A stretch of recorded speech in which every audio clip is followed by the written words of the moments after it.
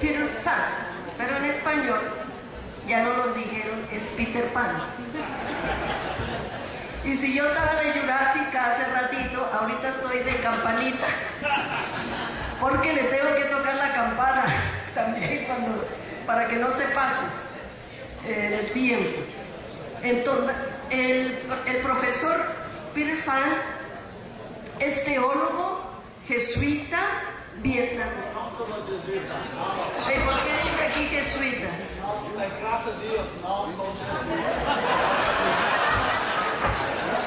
Bueno, ¿qué es usted?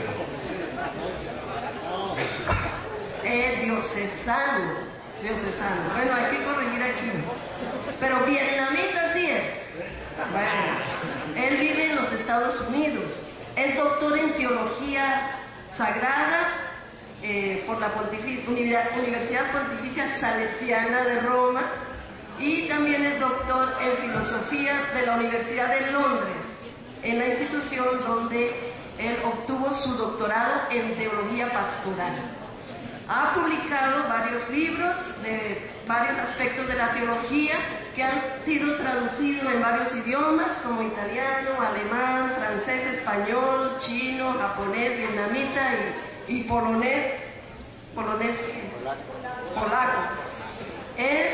Estoy traduciendo aquí al portugués. Es actualmente profesor de la Cátedra Ignacio Yacuría de Pensamiento Social Católico de la Universidad de Georgetown en Washington. Además, da clases ha dado clases en la Universidad de Dallas, en la Universidad Católica de los Estados Unidos de Washington y en el Union Theological Seminary de Nueva York. Peter Phan es editor de varias series bibliográficas como Theology in Global Perspective for Orbis Books y también Ethnic American Pastoral Spirituality for Paulist Press. En el 2010 tuvo un premio muy importante, el premio John Murray Courtney, que es el premio más alto dado por la Sociedad Teológica Católica de América.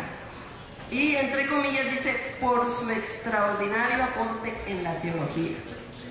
De su producción vamos a destacar un libro que se llama The Cambridge Companion to the Trinity, publicado por la editorial Cambridge de la University Press. Así es que vamos a recibir aquí al profesor con un aplauso.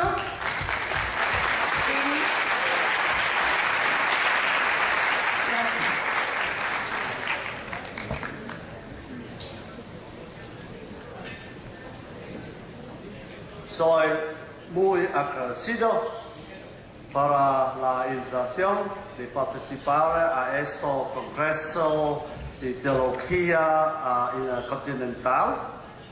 Es la primera vez que soy en Brasil.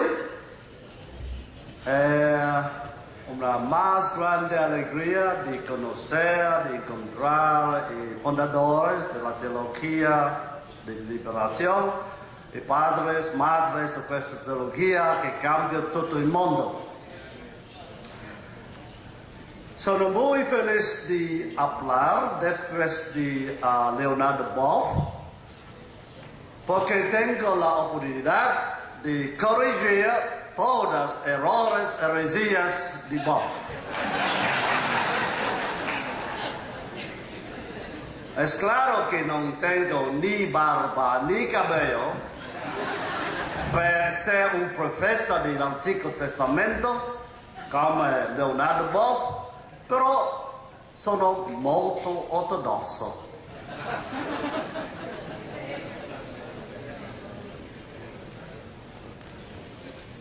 Me gusta tanto hablar español, pero no tengo un texto español, dunque, allora, entonces yo hablo en inglés.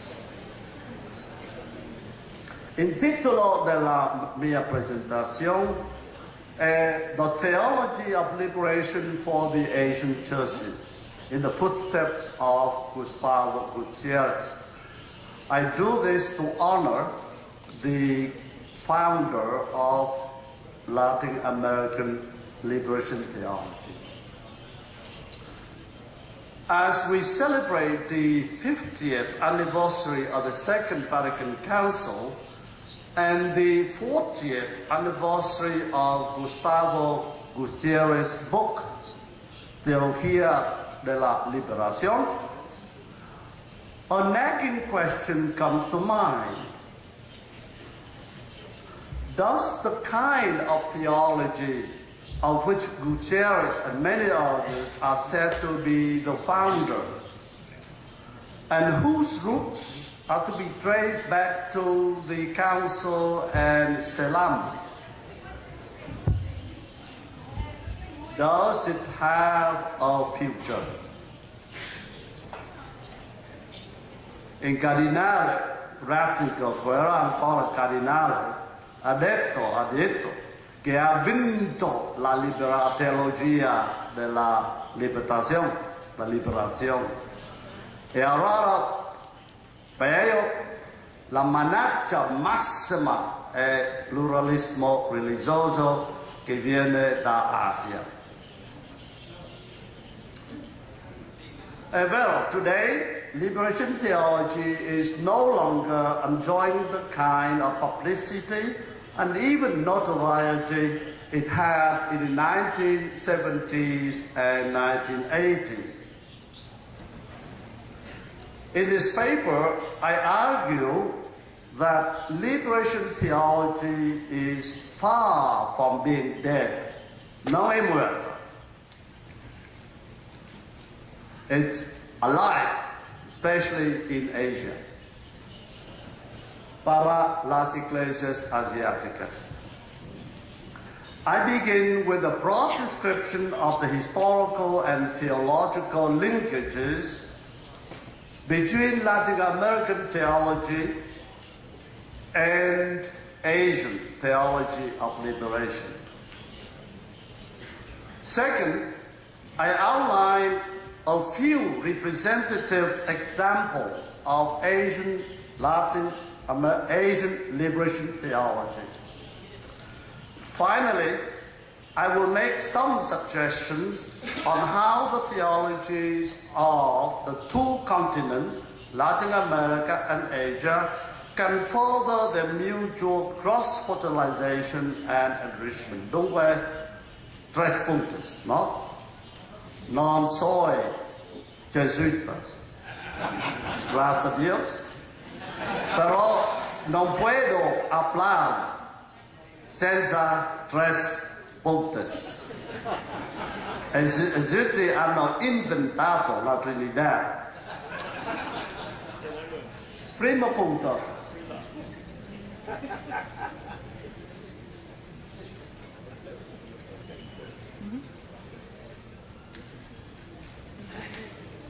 Latin American and Asian liberation theologies in conversation.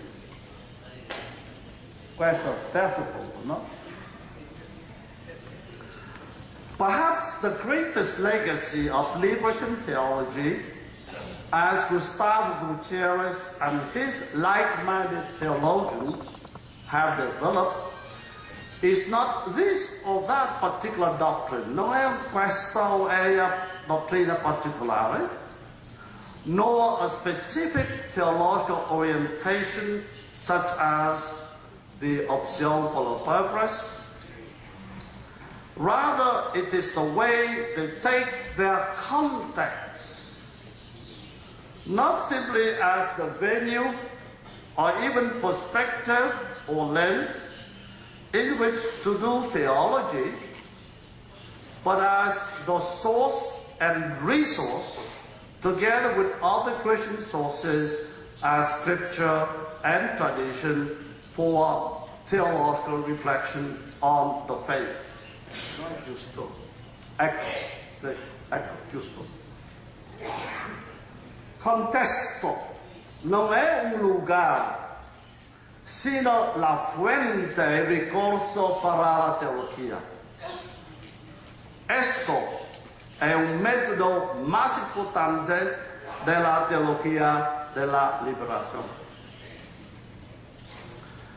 Context, at first taken to refer primarily to economic and social political conditions, were later enlarged to include other aspects of human existence, such as culture, race, ethnicity, gender, ecology, and so on. Leonardo Boff spoke this morning so powerfully about the earth.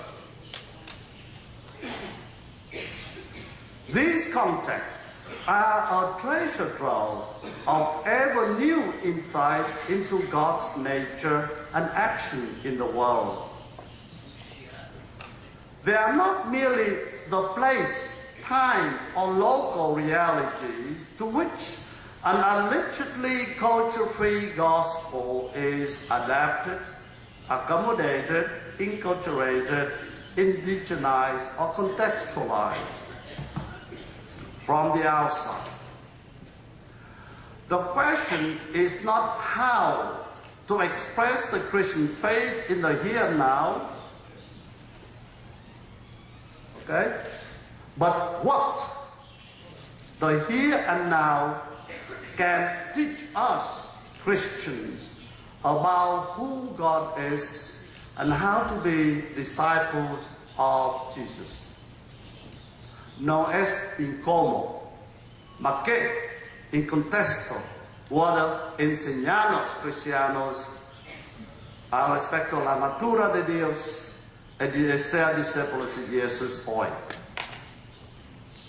In this understanding of context, the first task of Christians is not to speak. No es hablar e enseñar, but to listen and to learn, escuchar y aprender. And only then proclaim the good news with bold humility. Humildad corajosa. In the beginning is not the word. In principio non es verbo.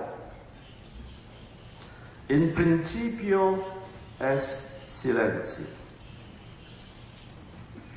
Dunque, ascoltare profondamente.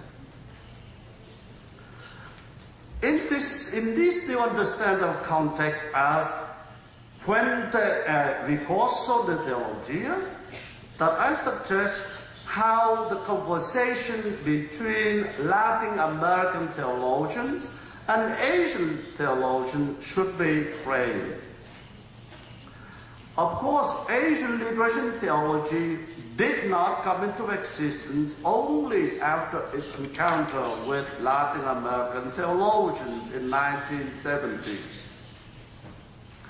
A survey of its origin and development will show that it did not emerge out of the blue, no es creado ex nihilo, but only as a result of its contact with Latin American theology. But rather, it must be viewed as a continuation of a very ancient project. È una continuación de un proyecto muy antiguo of making the Christian faith genuinely Asian. This project began as early as the 1st century, primero siglo, with St. Thomas Christians in Kerala, India. In the 7th century in China, with the comings of the churches of the East, we call Nestorian. And since the 16th century, in many other Asian countries, with the coming of Europeans, missionaries, Catholic, Protestant, and Orthodox. This is not to deny the fruitful fertilization of Asian theology by Latin American liberation theology, especially with the establishment of the Ecumenical Association of Third World Theologians.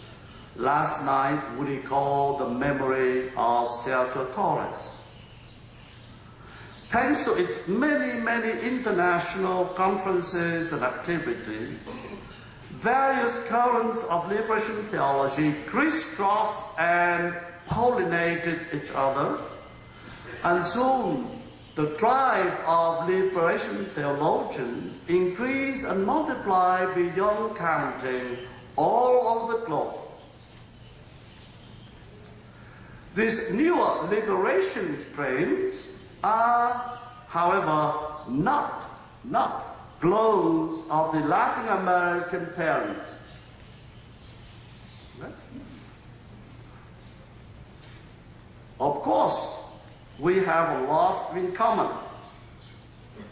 Muchas cosas comunes para la teología latinoamericana, teología asiática, ma non sono clones, come si dice clone, right? Yeah, non è clone. Sono gemelli, fratelli, gemelli. They are twins.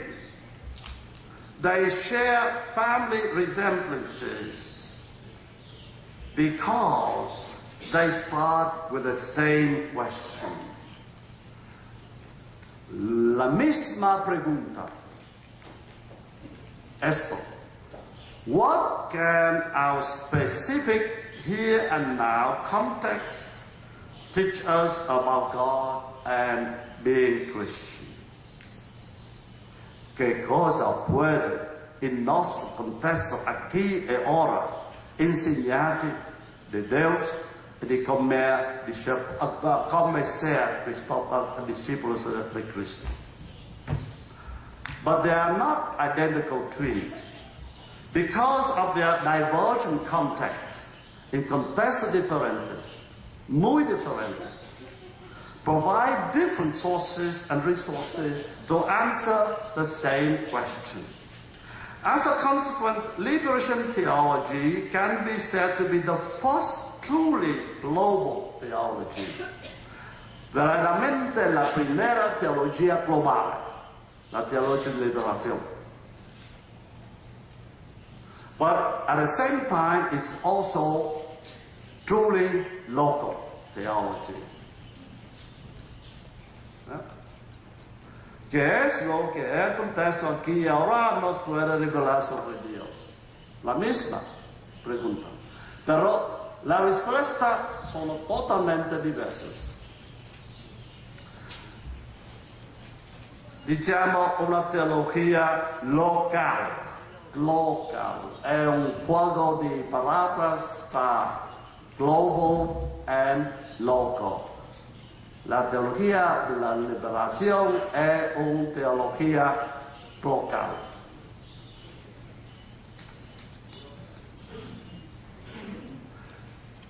Un altro sviluppo, sorry, back to English.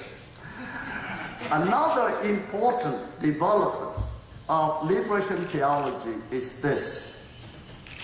Now, even non-Christians develop theology of liberation. Non-Christians. E los non cristianos hanno sviluppato, no? Una teología de liberación. So we have Buddhist liberation theology, Hindu liberation theology, and so forth. Now, teología de la liberación hacia una sinfonía de voces. Sinfonía implica muchas voces diferentes. ¿No? La prima, teología de liberación en Corea. In his very informative overview of Korean theology, Sebastian Kim, todos coreanos se llaman Kim. Sebastian Kim. They distinguish 5 stages corresponded to 5 periods of Korean Christianity. La primera, cristianismo bíblico. It is very based on the text of the Bible. It is pietistic and it promotes evangelism. The second is cristiana revivificada, which the stress on the reception of the gifts of the Spirit and God's blessings. The third is liberation Christianity, with a focus on the struggle for justice with and for the poor and the oppressed.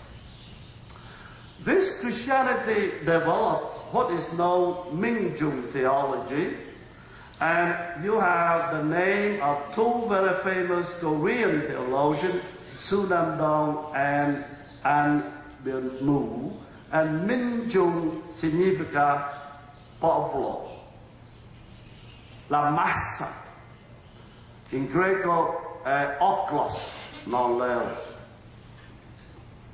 Now, of the five liberal theologies mentioned, the last one is, okay, I go.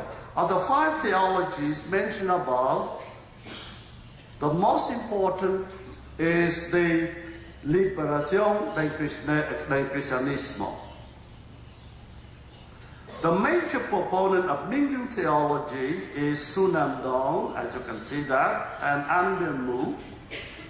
Minjung is a Chinese-Korean word, often left not untranslated, means the ordinary people, the Min, and the mass, the Jung, and stand for the poor and the oppressed of every kind, including intellectuals persecuted by the government because they side with the poor.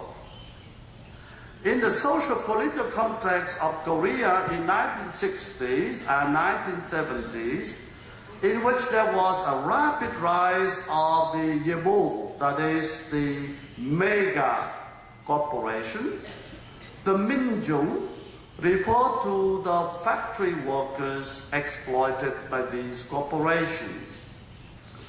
Minjung theologians believe that this pervasive and prolonged oppression produces, both in the individual and in society, what they call Han, H-A-N, Han. That is a feeling of repressed anger, resentment, and depression. According to the Roman Catholic poet, Kim Chia, again Kim Chia, this Han can be cut off at the individual level by self-denial, and at the social level by cutting off the cycle of revenge.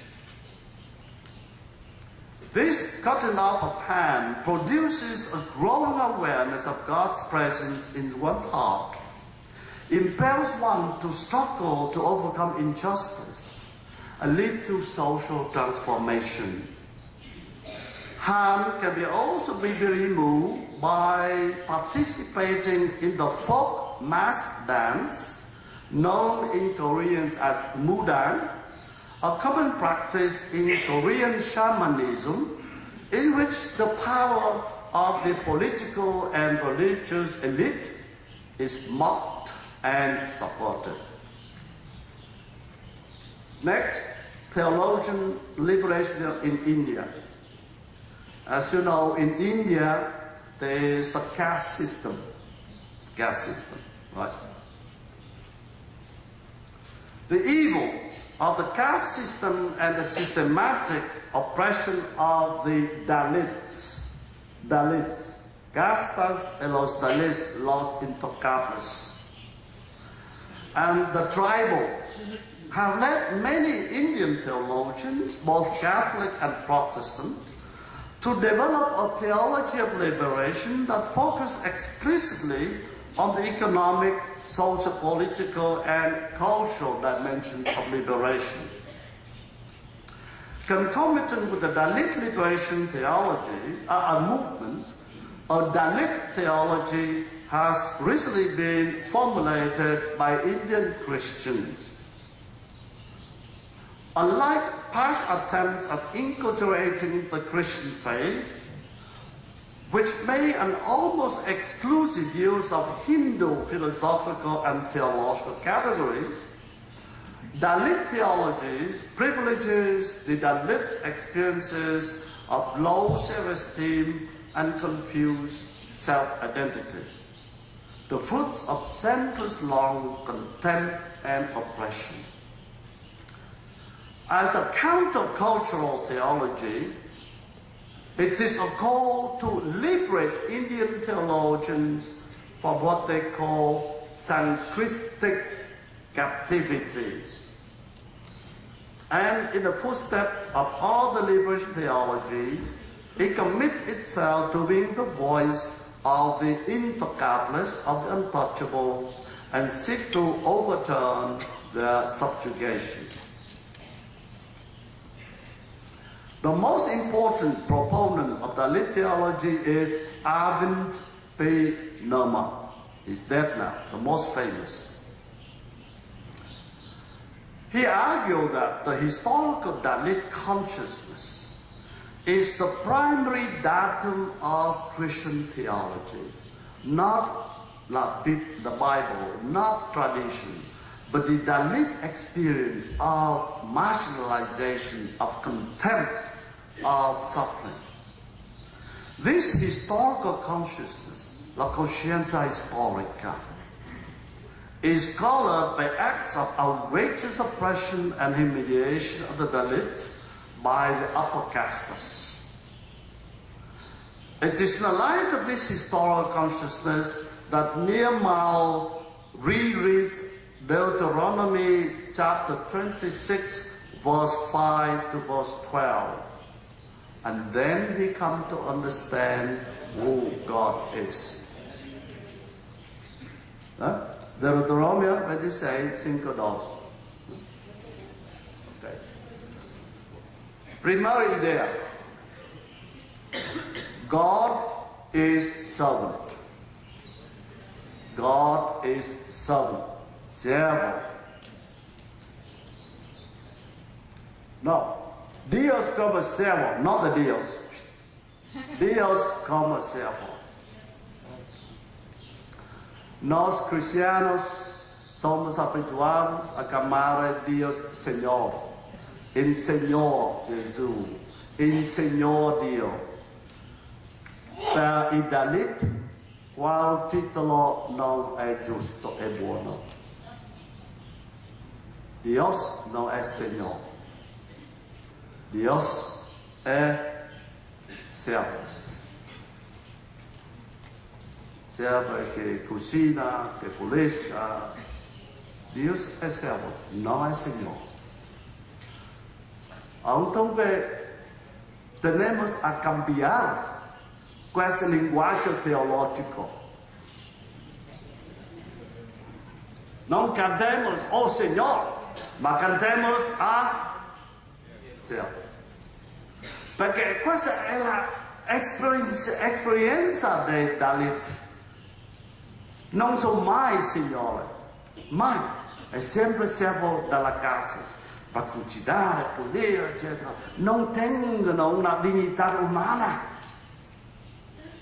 È sclavo. Entonces Dio è sempre un servo, un esclavo. Una intuizione profonda dalla esperienza quotidiana. The second one, Cristo come un Dalit. Nirmal insists that he and his fellow believers are not just Dalit, they are Christian Dalits. This means that they confess Jesus the Christ. But what is Christ? Cos'è Cristo?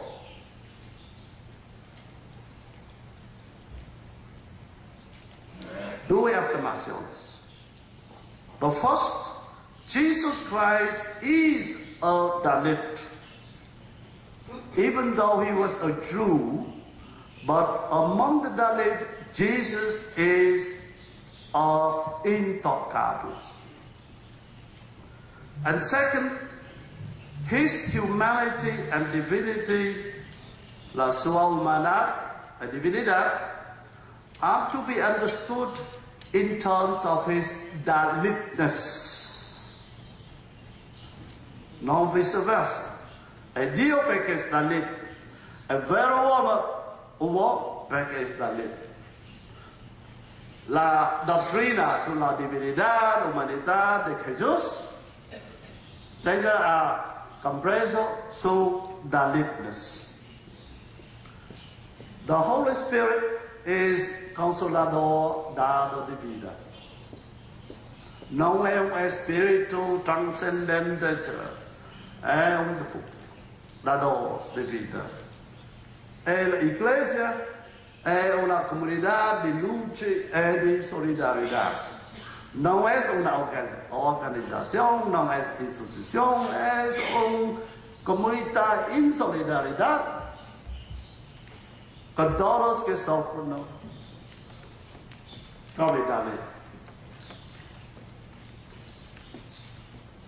Asian feminist theology, I like to mention a few names. Solo los madres de la teología de liberación asiática. Maria Koppel de Indonesia, Chung Hin Kim è coreana, Gabriele Dietrich è un tedesca però è un alemán ma vive in India.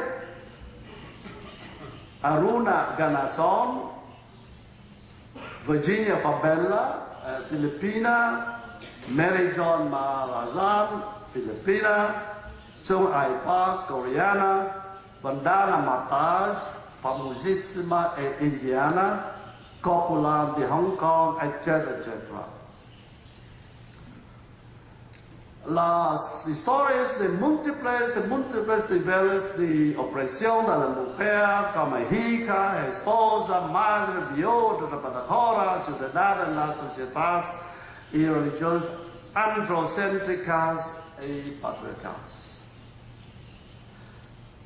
Es desde experiencia de múltiples opresiones que estas teólogas de liberación feminista construiscono una teología totalmente liberadora e diversa dalla teología clásica. Otras teologías de liberación en Asia, nella Filippines, teología de la resistencia, editore della Torre. In India, Mada Parabilcon, Stanley Samata, tutti e due protestanti, Samuel Ryan, un gesuita, Sebastian Kappen, gesuita, Jorge Suarez Rabu, gesuita, Michael Malados, gesuita, Ayo Kasami, gesuita, Gis Basao, gesuita.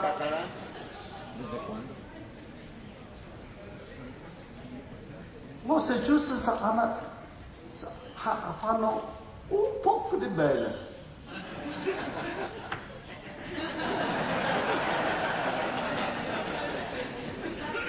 Non un poco di bene, un pochino di bene. No, scherzo.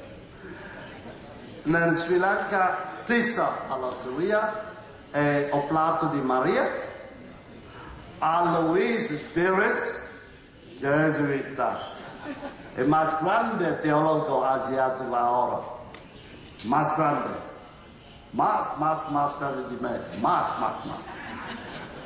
E John Senson è presbiteriano di Taiwan. Va bene, conclusione, la terza parte. El futuro de las teologías de la liberación asiática. Primo, tarea, interpelación. Una interpretación bíblica, hermenéuticas, intertextuales e interreligiosas. Prueba, un vez, de leer una pagina de la Biblia e una pagina di testo hindù. prueba. ¿Qué sucede? Una visión totalmente diversa. Ci sono modos diversos de concebir Dios, de concebir humanos, de concebir mundo, ecología, etc., e morales, ética, perché leggiamo due textos intertextuales. Anche i textos non cristianos contengono la revelación de Dios. Non solo la Bibbia nostra, ma neanche è una vera rivelazione di Dio. Se Dio non è presente nella scrittura di altre religioni, non è Dio che creo. Hermeneutica post-coloniale. The legacy of colonialism. Domina, e adesso, ora è un neocolonialismo, neocapitalismo mercato, in Cina, in Vietnam, eccetera. Secondo, conseguendo la unificación conceptual y la solidaridad práctica entre los diferentes movimientos de teologías de la liberación. Perché libros in Latinoamerica, libros in Asia, latino in Oceania, tutto dobbiamo costruire attraverso it what. Abbiamo qui tenemos qui Carlo Susin, Diego Rosal, Luz, Virgil, Maggio, sì, finito, già io ho finito. Ancora? ¿Viste la campanita? Sì. Non tengo más ideas.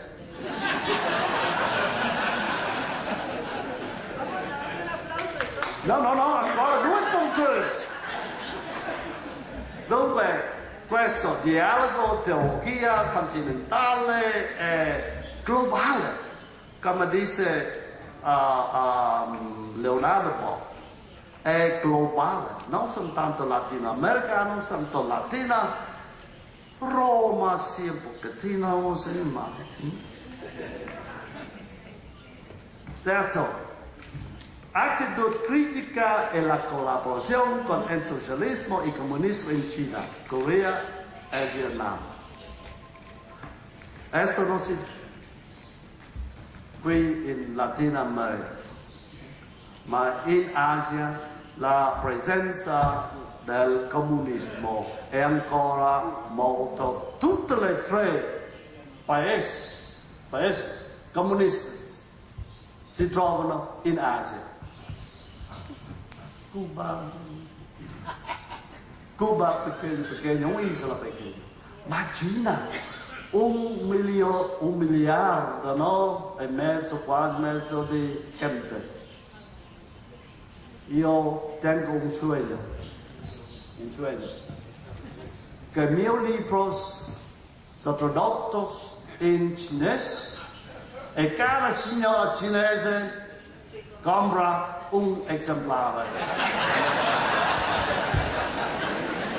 1 miliardo, 1 bilione di $1 per esempio, io divento milionario. Vabbè, Leonardo Boff, tu libros tradotti in cinese, già in giapponese, sì, libros di Leonardo Boff in giapponese, ma ora in cinese.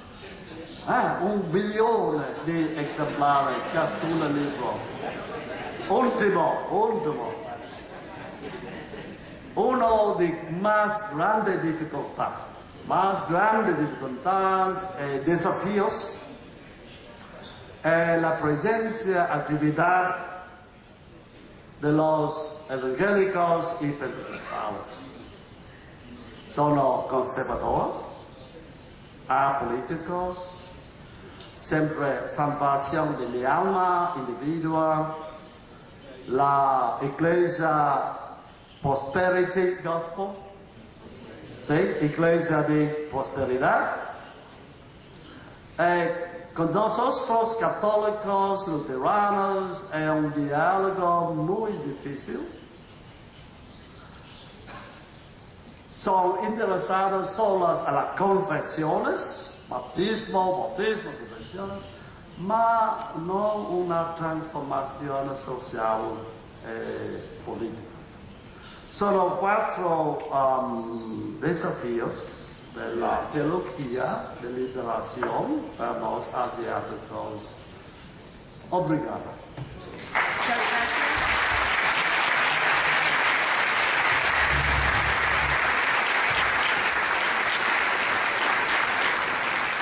En el 2010 tuvo un premio muy importante, el premio John Murray Courtney, que es el premio más alto dado por la Sociedad Teológica Católica de América. Y entre comillas dice, por su extraordinario aporte en la teología. De su producción vamos a destacar un libro que se llama The Cambridge Companion to the Trinity, publicado por la editorial Cambridge de la University Press. Así es que vamos a recibir aquí al profesor con un aplauso.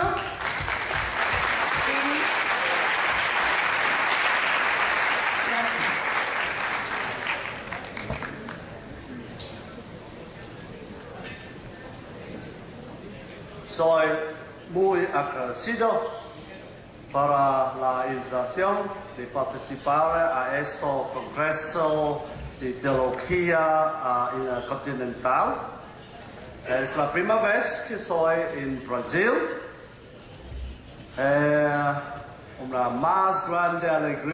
Peter Pan, pero en español ya no lo dijeron, es Peter Pan.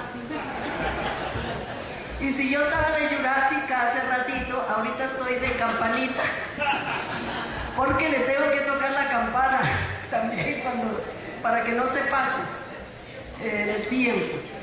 Entonces, el profesor Peter Phan es teólogo, jesuita, vietnamita. ¿Por qué dice aquí jesuita?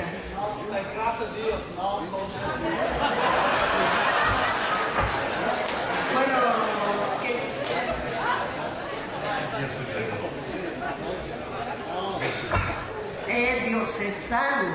Diocesano. Bueno, hay que corregir aquí. Pero vietnamita sí es. Bueno, él vive en los Estados Unidos. Es doctor en teología sagrada por la Universidad Pontificia Salesiana de Roma. Y también es doctor en filosofía de la Universidad de Londres, en la institución donde él obtuvo su doctorado en teología pastoral.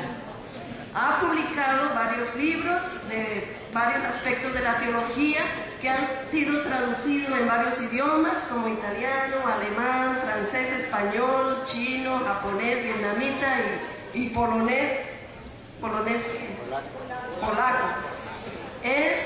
Estoy traduciendo aquí al portugués. Es actualmente profesor de la Cátedra Ignacio de Acuría de Pensamiento Social Católico de la Universidad de Georgetown en Washington. Además, da clases o ha dado clases en la Universidad de Dallas, en la Universidad Católica de los Estados Unidos de Washington y en el Union Theological Seminary de Nueva York. Peter Phan es editor de varias series bibliográficas como Theology in Global Perspective for Orbis Books y también Ethnic American Pastoral Spirituality for Published Press. De conocer, de encontrar fundadores de la teología de liberación, de padres, madres de esta teología que cambió todo el mundo. Soy muy feliz de hablar después de Leonardo Boff, porque tengo la oportunidad de corregir todos los errores, heresías de Boff. Es claro que no tengo ni barba ni cabello, per ser un profeta dell'Antico Testamento come Leonardo Boff, però sono molto ortodosso.